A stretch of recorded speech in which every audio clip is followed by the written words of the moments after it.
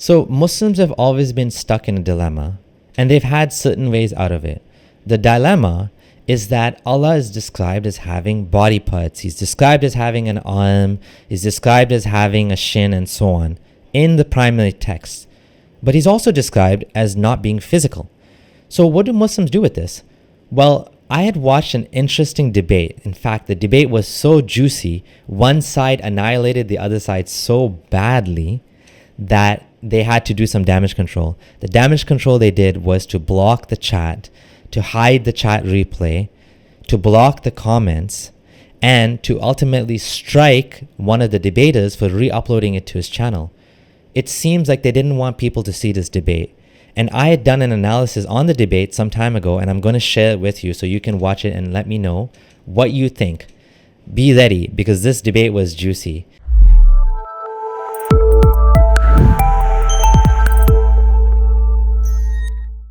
On one side, you had Khalil Andani. Dr. Khalil was debating from Neoplatonism. He was debating from a logical God perspective. And on the other side, you had Jake, who seemed stuck because he wasn't able to get out of the fact that there's inherent contradictions in the statements in the Sunnah and the logical world that we live in.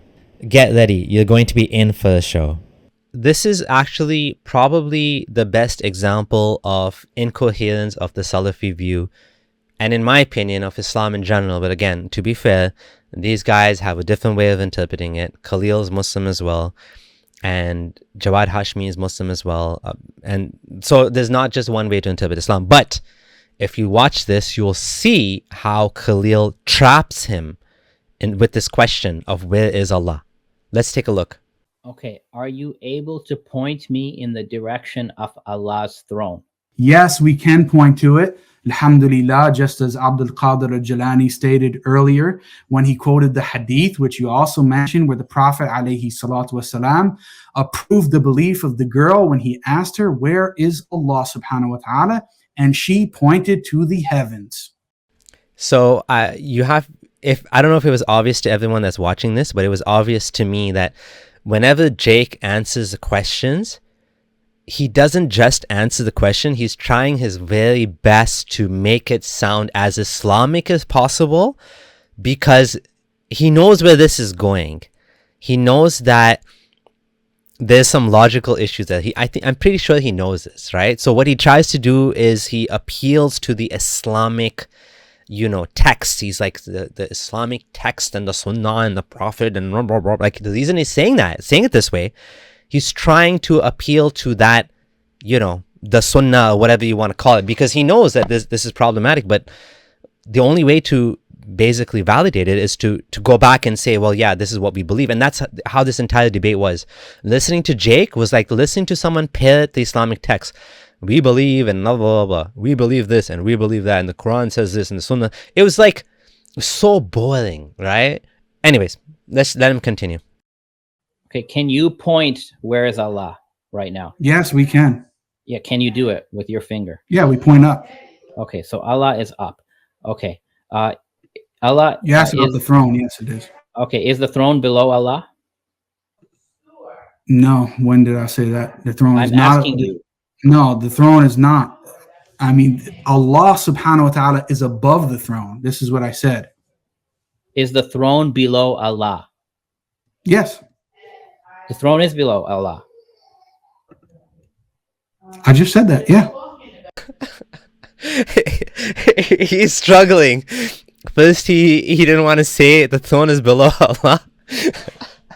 But then he said Allah is above the throne. Now he realized, oh shit, that means the throne has to be below Allah, right? Okay. Is the lowest heaven below the throne? Is the lowest heaven below the throne? Yes, it is. Yes. Okay. Yes. So do you affirm that Allah, per the hadith, descends every night to the lowest heaven? Yes, I affirm nuzul because it's mentioned in the hadith of the Prophet alayhi salatu wasalam. Okay, so then do you affirm that Allah descends from above the throne to below the throne? He never leaves the throne. But I believe that he descends. Yes, it's a real descent of nuzul, which is mentioned in the text. Okay, what's the meaning of a descent here? Because descent means to go from above to below. So what does nuzul mean? Yes, we understand it in the plain meaning, which is mentioned in the hadith. If I had it in front of me, I can read it, but it's very clear. I think everybody knows what descent means. So you affirm that Allah descends from above the throne to the lowest heaven below the throne. Without entering his creation, yes. Okay, but he does move then from above the throne to below the throne. Did I mention anything about movement? Well, I you don't said think I everybody mentioned knows. anything about movement. Okay, what is the meaning of descend that everybody knows? I just explained it to you. So No, you can explain it again. I'm dumb. Explain unfortunately, it again. that's time. Even though this got really Well, interesting. yeah, let him answer the question. You can have 20 seconds, Jake, if you'd like. Explain it again. What's the meaning of nuzul that everybody knows? Yeah, so I explained it, and Ibn Taymiyyah, which you said that I couldn't appeal to, which I don't know why. All I told you was I don't agree with him on every single position, and that's certainly fine. But when it comes to the usul, I agree with him. And the fact of the matter is, he explains this. He talks even about the spirit coming down and the angels and this type of so-called movement, which we cannot really understand. And he compares that to the nuzul or descent of Allah subhanahu wa ta'ala. And he says the difference in that is exponentially greater. Therefore, we cannot understand the kayfiyah. We don't have enough knowledge on it. We stick to the text and what it says, and we don't dwell on the kayfiyah. Okay, thank you. Just like we can't understand the kayfiyah of Trinity. Thank you very much. Okay, so this was a really good point, and it really smacked Jake hard. And the point was that Jake is appealing to the mystery. Khalil actually demonstrated this very well. That if you believe the way you believe, you are appealing to mystery. You are saying we don't know, we can't explain it. Yet you are arguing against Christians who believe in Trinity. How is it that you can make such a claim that logically is incoherent, and then in the same breath say, oh, you guys believe in something incoherent, Father, Son, and Holy Ghost are 1 and 3. That doesn't make any sense. Well, this debate was like, again, clear evidence that Islam, at least the way this guy's interpreting it, doesn't make any sense. He's appealing to mystery, saying we don't dwell on this, we don't ask how, right? We don't ask how is it, we don't ask what, we don't try to understand it. We just accept it, even though, as Khalil said, and he demonstrates this quite clearly in the debate, that the way you guys are taking this, it becomes meaningless. The words don't have any meaning anymore, because descend doesn't mean, what does that mean, descend? It has no meaning. Now, of course, from Khalil's side, I don't want to strawman him, but from the other perspective, they don't take it literally. They say it's unfalsifiable, right? Like descend doesn't mean descend either, right? Jake says descend means descend, but we don't know how, because how would God move? God doesn't have a body, but he descends, he said. So what is that? So both sides have the issues. One side is falsifiable, and the reason I say falsifiable is because it leads to a contradiction, a logical contradiction. So I think it's falsifiable. The other side, the Ash'ari, the Neoplatonism, however you want to call it, they don't take it literally, so you can't debunk it because it's not literal. So it means, what does it mean? It means something else. It just whatever, right? But again, if you take this view, case A, you can't attack the Trinity either, right? And at the same time, I don't know if Khalil attacks the Trinity either, but at least he's using his logic consistently, right? Whereas Jake is sort of picking and choosing when to use logic, and that's a problem, right? That's a problem with the Salafis, the neo-Salafis that are going and debating Christians and using these logical arguments. Their own views fall apart when you criticize them like that, right? And just for fun, I'm going to show you Khalil schooling Jake in the conclusion, because this was too juicy to miss. Okay, ladies and gentlemen, thank you for joining us for this debate. Thank you, Jake. It was a very entertaining debate. I was quite entertained by everything you shared. So let me just state at the outset why I did this debate. I don't plan to be a career debater like you. So I'm sure you'll have plenty more debates, and you can, really get some practice on defending your creed, because God knows you need it. I participated in this debate because, for some unprovoked reason, last December, Jake, the Muslim metaphysician who had been a Sunni Muslim for just 2 years at that time, and who had just heard about Shia Ismaili Islam, just decided to start calling our worldview and Neoplatonism generally kufr and shirk, and he takfired a whole bunch of us, not just Ismailis. He takfired anyone who believes in a Neoplatonic worldview. And because Jake is actually a very smart individual who deserves a response, unlike some of the other trash that's out on YouTube, where some people they're not very smart. But Jake is actually an intelligent person, and frankly, I have to give him credit. He's very honest about what he believes and what he thinks is right. So because of Jake's capabilities, his intellect, and his honesty, I made an exception to my policy of not debating, and I decided to debate him. So I really liked the demeanor of Khalil, Dr. Khalil here versus Jake. I felt like Jake was being kind of sleazy in this debate. I mean, he was like telling, it felt like he was doing a lot of straw manning. He kept telling Khalil, oh, this is what you believe, so therefore you're a disbeliever even in Ismailism. And he kept saying, this is your personal views, and Dr. Khalil was saying, well, we're debating a specific topic here, and he was respectable. I don't feel like the two are not the same. Like, here he's actually praising Jake. Jake would never praise Khalil, and would never give him that gentleman response that he's giving him here.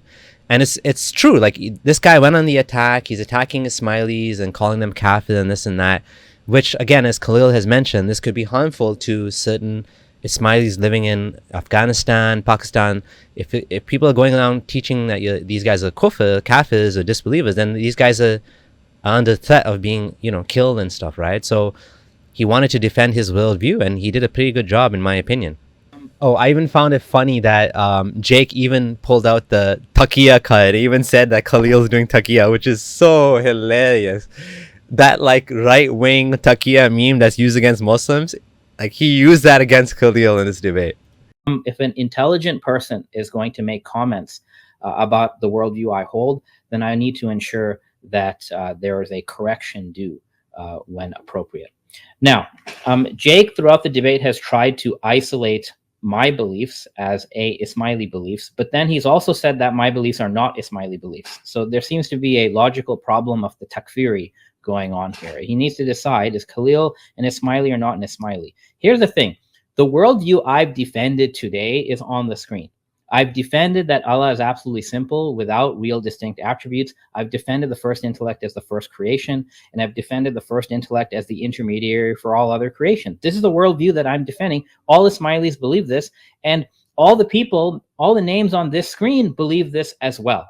Okay? And it's a big tent. Neoplatonism, in the sense of the worldview that I'm defending today, goes way beyond the Ismailis.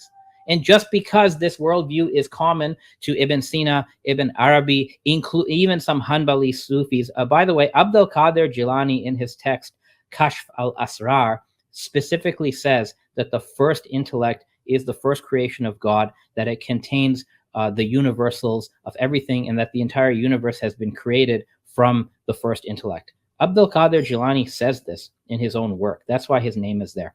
So Okay, so from my perspective, when I watched this debate, it's the first time I ever heard about this first intellect being created and the pen being the first creation and whatever. This is all new to me. I've never heard this before. And again, as a non-Muslim, someone that doesn't believe in this, I don't really care what the first intellect or the first creation or whatever. I don't care about this stuff. I'm an outsider. To me, it doesn't matter. All I'm looking at is which one is logically coherent, which one's logically incoherent. How do they make moves? How do they defend Islam? What is the perspective there? And this was interesting, but again, to me, it doesn't make any sense because I don't believe any of this stuff. Platonism or hikmah is a big tent. This is not just an Ismaili phenomenon, and this is a common polemical tactic to people who espouse certain Salafi takfiri ideology. What they try to do is they try to isolate minority communities and make it seem that nobody believes in their worldview except them. And it's quite the opposite here. the Neoplatonic worldview is quite vast. So this is what I was aiming to defend, the entire Neoplatonic worldview. Do I hold the Ismaili version of that? Yes. And nothing you've said in this debate has actually shown that I've departed the Ismaili account of Neoplatonism. I'm going to show you why. But let's get back to the fact that this is a debate between the Athari Creed and Islamic Neoplatonism, even if you want to call it Ismaili Neoplatonism.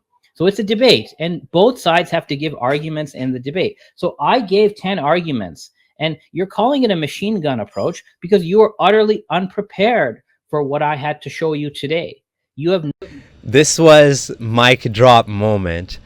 While Jake was doing his discussion, Khalil was not just making notes, he was updating the slides, and he actually made a point of reviewing his response to each of the 10 points. Let's see what he does.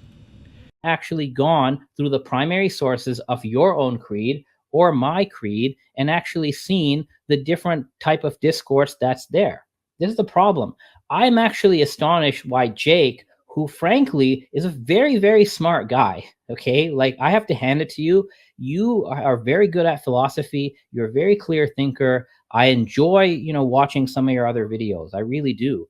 You're very smart, and it's just beyond me why you picked the Athari Creed, because it has like the least defensible positions. So frankly, I've offered these 10 arguments against the Athari Creed, and you didn't really respond. So I'm going to. So before we get that, I'm just going to point out the points at the top here. The first check mark says Islamic philosophy's Tawheed is established by reason and corroborated by revelation. That's a good way to put it. He's saying we use logic first and then revelation. That's basically what he's doing. He's coming up with, again, from my perspective, it's mental masturbation, whatever.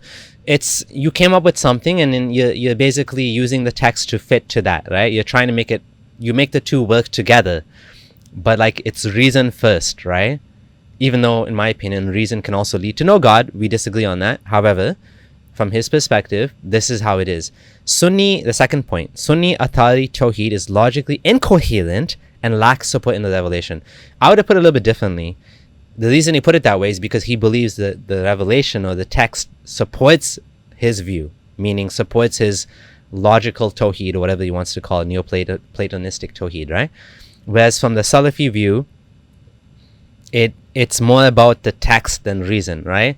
So I would have said the Sunni Athari Tawheed is based on the text first and is logically incoherent, which is the way I see it. It's the text is logically incoherent, right? But he doesn't want to put it that way because he wants to make it seem like it's the revelation that doesn't support him. But again, you can see even in the way he wrote it that the first one is established by reason. You could reason to some way you can come up to a conclusion that is a God of some sort. You could come up with that. And then you can use revelation, the Islamic revelation, which is probably less important in my opinion then. But anyways. I grade you, okay? I'm a professor and I grade people, okay? So let's grade your response. So philosophical Kalami arguments are forbidden for Atharis. This is a historical fact. You appeal to Ibn Taymiyyah. I'll give you a D- on that, okay? Because for this debate, you said you follow the creed of Ibn Qudama, and Ibn Qudama, as well as the followers of Ibn Qudama today, they say philosophy, logic, this is not allowed in the madhab. So you had to go outside the Athari creed. So I'll give you a D-. Number two, anthropomorphism of Ahmed ibn Hanbal. You had nothing to say about that. So I take it you concede the point. You get an F. The problem of tafweed, you had nothing to say about tafweed. In fact, you changed your view. You said you commit to tafweed via Facebook message, but today... Sorry, before I continue, basically what he's saying in point 2 is that like Ahmed ibn Hanbal's God is an anthropomorphic God. He has hands and he has 2 right hands and whatever, right? He has a shin or whatever. So he's saying there's even a hadith that says, I saw my Lord as a man, a bearded man.